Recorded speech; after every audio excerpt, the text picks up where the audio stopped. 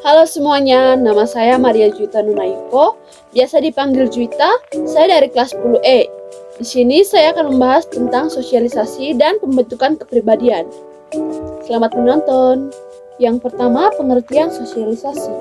Sosialisasi adalah sebuah proses penanaman atau transfer kebiasaan atau nilai dan aturan dari satu generasi ke generasi lainnya dalam sebuah kelompok atau masyarakat.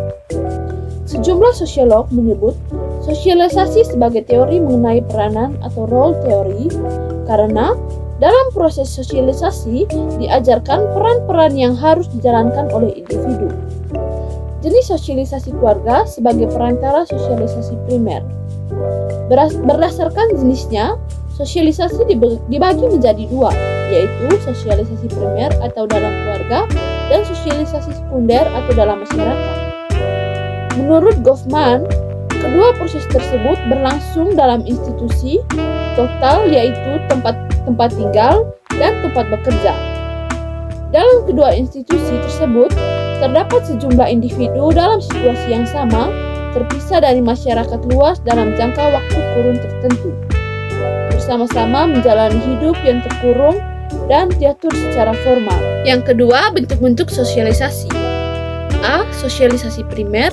Peter L. Berger dan Luckman mendefinisikan sosialisasi primer sebagai sosialisasi pertama yang dijalani individu semasa kecil dengan belajar menjadi anggota masyarakat atau keluarga. Sosialisasi primer berlangsung saat anak berusia 1-5 tahun, saat anak belum masuk ke sekolah. Anak mulai mengenal anggota keluarga dan lingkungan keluarga secara bertahap. Dia mulai mampu membedakan dirinya dengan orang lain di sekitar keluarganya. Dalam tahap ini, peran orang-orang yang terdekat dengan anak menjadi sangat penting sebab seorang anak melakukan pola interaksi secara terbatas di dalamnya. Warna kepribadian anak akan sangat ditentukan oleh warna kepribadian dan interaksi yang terjadi antara anak dengan anggota keluarga. B. Sosialisasi sekunder. Sosialisasi sekunder adalah suatu proses sosialisasi lanjutan setelah sosialisasi primer yang memperkenalkan individu ke dalam kelompok tertentu dalam masyarakat. Salah satu bentuk adalah resosialisasi dan desosialisasi. Dalam proses resosialisasi, seseorang diberi suatu identitas diri yang baru, sedangkan dalam proses desosialisasi, seseorang mengalami pencabutan identitas diri yang lama. Yang ketiga, tipe sosialisasi. Setiap kelompok masyarakat mempunyai standar dan nilai yang berbeda. Contoh, standar apakah seseorang itu baik atau tidak. Di sekolah dengan di kelompok sepermainan tentu berbeda.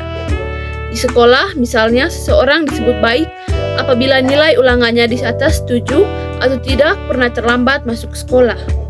Sementara di kelompok sepermainan, seseorang disebut baik apabila solider dengan teman atau saling membantu. Perbedaan standar dan nilai pun tidak terlepas dari tipe sosialisasi yang ada. Ada dua tipe sosialisasi.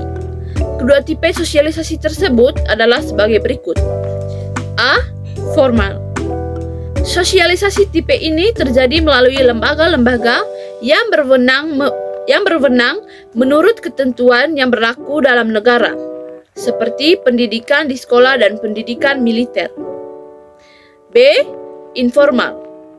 Sosialisasi tipe ini terdapat di masyarakat atau dalam pergaulan yang bersifat kekeluargaan, seperti antara teman, sahabat, sesama anggota klub, dan kelompok-kelompok sosialisasi yang ada di dalam masyarakat. Baik sosialisasi formal maupun sosialisasi informal tetap mengarah kepada pertumbuhan pribadi anak agar sesuai dengan nilai dan norma yang berlaku di lingkungannya. Dalam lingkungan formal, seperti di sekolah, seorang siswa bergaul dengan teman sekolahnya dan berinteraksi dengan guru dan karyawan sekolahnya. Dalam interaksi tersebut, ia mengalami proses sosialisasi.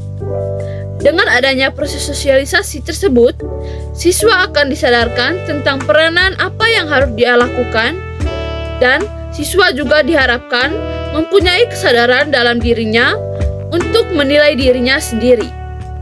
Misalnya, apakah saya ini termasuk anak yang baik dan disukai teman atau tidak?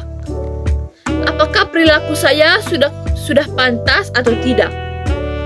Meskipun proses sosialisasi dipisahkan secara formal dan informal, namun hasilnya sangat sulit untuk dipisah-pisahkan karena individu biasanya mendapat sosialisasi formal dan informal sekaligus. Yang keempat, pola sosialisasi sosiologi dapat dibagi menjadi dua, yaitu sosialisasi represif dan sosialisasi partisipatoris. A. Sosialisasi represif menekankan pada penggunaan hukuman terhadap kesalahan.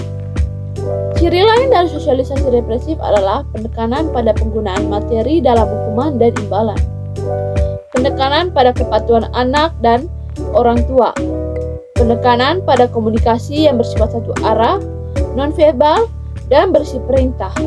Penekanan sosialisasi terletak pada orang tua dan keinginan orang tua, dan peran keluarga sebagai significant other. B. Sosialisasi partisipatoris merupakan pola di mana anak diberi imbalan ketika berperilaku baik. Selain itu, hukuman dan imbalan bersifat simbolik. Dalam proses sosialisasi ini, anak diberi kebebasan, penekanan diletakkan pada interaksi dan komunikasi bersifat lisan yang menjadi pusat sosialisasi anak. Yang menjadi pusat sosialisasi adalah anak dan keperluan anak. Keluarga menjadi generalized order. Yang kelima, agen sosialisasi. Agen sosialisasi adalah pihak-pihak yang melaksanakan atau melakukan sosialisasi. Ada 4 agen sosialisasi yang utama, yaitu A. Keluarga atau kinship. Bagi keluarga inti atau nuclear family, agen sosialisasi meliputi ayah, ibu, saudara kandung, dan saudara angkat yang belum menikah dan tinggal secara bersama-sama dalam satu rumah.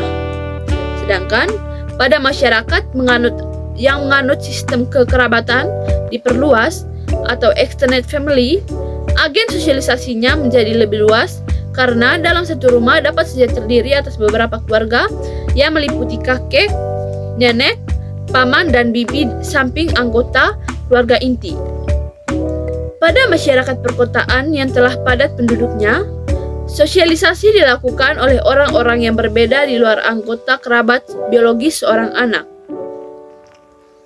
Kadangkala terdapat agen sosialisasi yang merupakan anggota kerabat sosiologisnya, misalnya pengasuh bayi atau babysitter. B. Teman pergaulan atau biasa juga disebut teman bermain. Pertama kali didapatkan manusia ketika ia mampu berpergian keluar rumah. Pada awalnya, teman bermain dimaksudkan sebagai kelompok yang bersifat rekreatif, namun dapat pula memberikan pengaruh dalam proses sosialisasi setelah keluarga. Puncak pengaruh teman bermain adalah pada masa remaja. Kelompok bermain lebih banyak berperan dalam membentuk kepribadian seseorang individu. Berbeda dengan proses sosialisasi dalam keluarga yang melibatkan hubungan tidak sederajat atau berbeda usia, pengalaman, dan peranan, sosialisasi dalam kelompok bermain dilakukan dengan cara mempelajari pola interaksi dengan orang-orang yang sederajat dengan dirinya. Oleh sebab itu, dalam sekelompok bermain, anak dapat mempelajari peraturan yang mengatur peranan orang-orang yang kedudukannya sederajat dan juga mempelajari nilai-nilai keadilan. C. Lembaga pendidikan formal atau sekolah. Menurut Dreben, dalam lembaga pendidikan formal, seseorang belajar membaca, menulis, dan berhitung. Aspek lain yang juga dipelajari adalah aturan-aturan mengenai kemandirian atau independen, prestasi atau achievement, universalisme, dan kekasan atau subjectivity. Di lingkungan rumah seorang anak mengharapkan bantuan dari orang tuanya dalam melaksanakan berbagai pekerjaan. Tetapi di sekolah sebagian besar tugas Anak harus melakukannya secara mandiri atau sendiri dengan penuh rasa tanggung jawab. D. Media massa. Media massa merupakan media yang paling memiliki pengaruh besar bagi perkembangan anak. Adapun yang termasuk kelompok media massa di sini adalah media cetak atau surat kabar, majalah, tabloid, dan media elektronik atau radio, televisi, video, atau film. Besarnya pengaruh media sangat tergantung pada kualitas dan frekuensi pesan yang disampaikan. Contoh, penayangan acara Smackdown di televisi diyakini telah menyebabkan penyimpangan perilaku anak-anak dalam beberapa kasus. Iklan produk-produk tertentu telah meningkatkan pola konsumsi atau bahkan gaya hidup masyarakat pada umumnya. Pembentukan kepribadian. Proses perkembangan manusia sebagai manusia yang berkepribadian atau makhluk sosial itu dipengaruhi oleh berbagai faktor. Menurut F. G. Robbins, ada 5 faktor yang menjadi dasar kepribadian itu. Antara lain, yang pertama sifat dasar. Sifat dasar merupakan keseluruhan potensi-potensi yang diwarisi oleh seseorang dari ayah dan ibunya. Sifat dasar tersebut terbentuk pada saat konsepsi, yaitu saat terjadi hubungan suami atau istri. Sifat dasar yang masih merupakan potensi-potensi juga dipengaruhi faktor-faktor lainnya. Kedua, lingkungan prenatal. Lingkungan prenatal merupakan lingkungan dalam kandungan ibu. Sel telur yang telah dibuahi pada saat terjadi hubungan suami istri itu berkembang sebagai embrio dalam lingkungan prenatal. Pada periode prenatal ini, individu mendapatkan pengaruh-pengaruh tidak langsung dari ibu. Pengaruh-pengaruh itu antara lain: A. Struktur tubuh ibu atau daerah panggul, merupakan kondisi yang mempengaruhi pertumbuhan bayi dalam kandungan. B. Beberapa jenis penyakit seperti kanker, diabetes, sifilis, hepatitis berpengaruh tidak langsung terhadap pertumbuhan bayi dalam kandungan. C. Gangguan endokrin. Gangguan ini dapat mengakibatkan keterbelakangan perkembangan anak. D.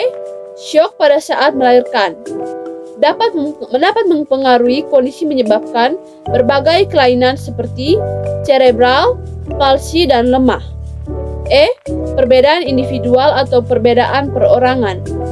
Perbedaan individual merupakan salah satu faktor yang mempengaruhi proses sosialisasi sejak saat anak dilahirkan oleh ibunya. Anak tumbuh dan berkembang sebagai individu yang unik dan berbeda dengan individu lainnya.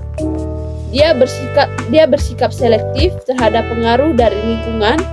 Perbedaan perorangan ini meliputi perbedaan-perbedaan ciri fisik seperti warna kulit, warna mata, rambut, dan bentuk badan, serta ciri-ciri personal dan sosial. Yang ketiga, lingkungan. Lingkungan di sekitarnya, yaitu kondisi-kondisi di sekeliling individu yang mempengaruhi proses sosialisasinya. Lingkungan itu dapat dibedakan menjadi 3, yaitu A. Lingkungan alam, yaitu keadaan iklim, tanah, flora, fauna, dan sumber daya di sekitar. B. Lingkungan kebudayaan, yaitu cara hidup masyarakat, tempat individu itu. Kebudayaan ini mempunyai aspek material atau rumah perlengkapan hidup, hasil-hasil teknologi lainnya, dan aspek non-materi atau nilai-nilai pandangan hidup, adat istiadat, dan sebagainya. C. Lingkungan manusia lain dan masyarakat di sekitar individu. Pengaruh manusia lain dan masyarakat di sekitarnya dapat membatasi proses sosialisasinya dan memberi stimulasi. Peranan kondisi lingkungan tersebut tidak menentukan mutlak, tetapi membatasi dan mempengaruhi proses sosialisasi manusia. Dalam hal ini, kita juga menolak keberadaan paham determinisme geografis dan determinisme ekonomi mengenai peranan kondisi-kondisi geografis dan ekonomis terhadap proses sosialisasi individu. Yang keempat, motivasi. Motivasi adalah kekuatan-kekuatan dari dalam individu yang menggerakkan individu untuk berbuat. Motivasi ini dibedakan menjadi dorongan dan kebutuhan. Dorongan adalah keadaan ketidakseimbangan dalam diri individu karena pengaruh dari dalam dan luar dirinya yang mempengaruhi dan mengarahkan perbuatan individu dalam rangka mencapai adaptasi atau keseimbangan pada diri manusia. Terdapat dorongan makan, minum, dan menghindarkan diri dari bahaya yang mengancamnya. 1. Kebutuhan adalah dorongan yang telah ditentukan secara personal, sosial, dan kultural. 2. Kebutuhan manusia yang paling penting antara lain: A. Kebutuhan bebas dari rasa takut. B. Kebutuhan bebas dari rasa bersalah. C. Kebutuhan orang untuk bersama dan orang lain. D. Kebutuhan untuk berprestasi. E. Kebutuhan akan afeksi. F. Kebutuhan akan kepastian ekonomis dan kebutuhan akan terintegrasinya sikap, keyakinan, dan nilai.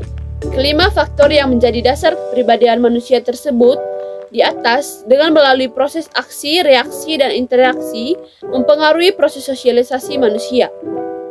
Itu saja pembahasan materi dari saya. Sekian dan terima kasih.